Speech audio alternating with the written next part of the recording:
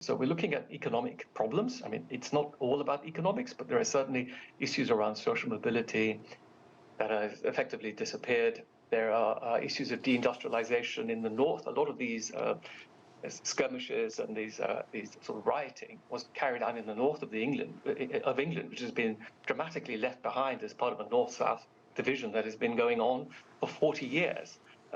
Since the advent of neoliberalism. So we've got an economic problem, we've got a political problem in terms of the hollowing out of the center. We have extremes, if you like, across what used to be a two-party left-right divide. So the Reform Party has emerged from the extreme wing of the Conservative Party.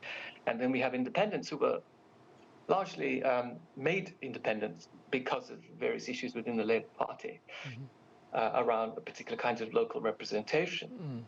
And then there's this culture, the idea of culture. I mean, it was the ruling elites, the Conservatives, who were in power for 14 years, that talked about a culture war. What is this culture war? It's a figment of the imagination of the elites who present themselves as being able to provide solutions in terms of social and economic problems, but they don't really actually address root causes, root problems. Society has been polarized dramatically across these fronts, and there's no real solution. So the easy thing to do is to pick on immigrants and minorities. And when I talk about ordinary folks who join in these marches, a lot of them do have genuine grievances and gripes. And yes, it's a bit of a festival in some ways, but then what happens later is, of course, entirely unacceptable, and the default face of the law is met.